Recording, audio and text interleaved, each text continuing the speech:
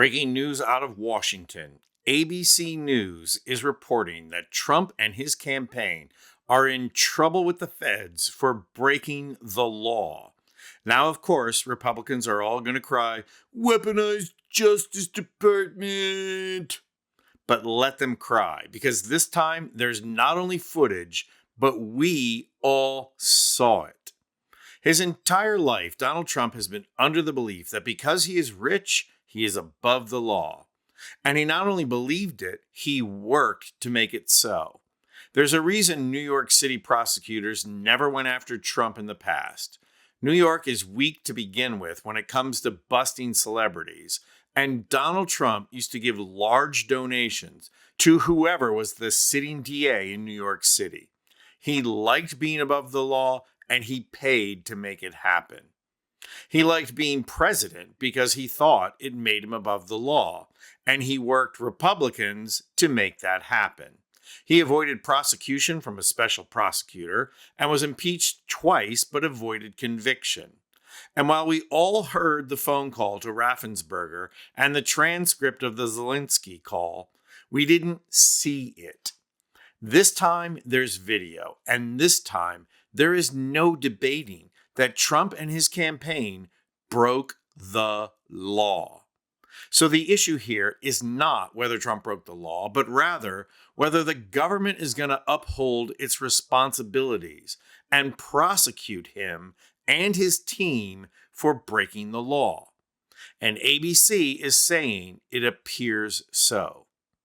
You'll recall that last month the Trump campaign was accused of engaging in both a verbal and physical altercation with a security staffer at Arlington Cemetery. Trump's campaign was informed that the cemetery cannot be used for political campaigns and political purposes, and that photography and videography is prohibited in the section of the cemetery they planned to visit. Of course, that didn't stop the Trump campaign from violating those restrictions. Their sense of entitlement and privilege knows no boundary. So when they were confronted by a staffer, they threw their weight around, verbally abusing the staffer and physically confronting her. Afterwards, they tried to spin the story in a number of different ways. First, by lying and saying they thought a mentally unstable woman was confronting them.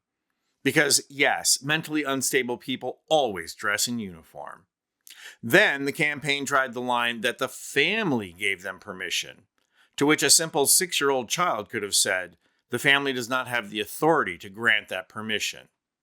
And even if they did, no one has the authority to allow you to walk upon the graves of others for your photo op. Remember this? Well, when the incident was put under scrutiny and became known that the Trump campaign was lying about the confrontation with a staffer, then things became hot. Too hot for the Army, though, who announced that since the staffer did not want to press charges against the campaign, they were closing the investigation. It was an odd announcement. The fact of the matter is that it shouldn't be up to the staffer to press charges. It should be up to the Army. Trump's campaign broke the law, period.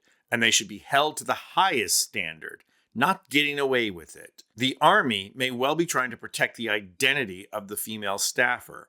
Ask Ruby Freeman and Shane Moss what it's like to have MAGA idiots trying to threaten and intimidate you. Nonetheless, it was up to the Army to protect their people and press charges. They buried it instead. But today, ABC News is announcing that the investigation is going forward. In a move that Trump would describe as a technicality, ABC reports that as part of the probe led by the Joint Base Meyer-Henderson Hall Police Department, an investigator with the base's police department has sought in recent days to contact Trump campaign officials about the incident. Investigators are seeking to interview the officials involved in the incident, according to the sources. So if the Army says the matter was closed, how is this investigation going forward? ABC reports that, although the Army oversees Arlington National Cemetery, law enforcement is handled by Joint Base Meyer-Henderson Hall in Virginia as a neighboring base. The base's police department falls under the Army in an administrative capacity, but operates as a law enforcement agency and is staffed by federal law enforcement officers, not military police. They quote a defense official who told them, "The investigation is ongoing at Joint Base Meyer-Henderson Hall by base authorities." Almost as newsworthy as the ongoing investigation is the fact that ABC is doggedly pursuing this story, almost as if they are in the business of journalism.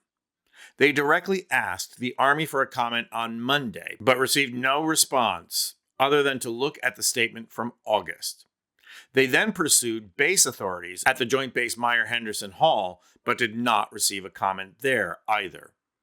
ABC has actually filed a Freedom of Information Act request, but the Army replied by saying documents couldn't be released yet because those documents are part of an investigation. The Army then subsequently acknowledged, however, that the case is still being investigated when it explained why it is blocking the release of those documents. Is it possible that the Trump campaign will finally be held accountable for their arrogant and illegal behavior? Well, we certainly can't hold our breath on it. But if this investigation is continuing, then clearly the Army itself cannot shut it down. And who else would want to? And yes, you can also bet on the fact that Trump is going to weasel out of this by throwing whatever staffer it was under the bus, blaming it on the campaign and not himself. And sure, when he does, it won't impact his MAGA followers one bit. But it will be another shameful sight to see in the eyes of independents and mostly veterans. This failure to take responsibility at one of the most important places for American veterans has got to have an impact. So it may not be time for us to be chanting, "Lock him up," but it is certainly time for Donald Trump to face justice. I'm Anthony Vincent Gallo for Occupy Democrats.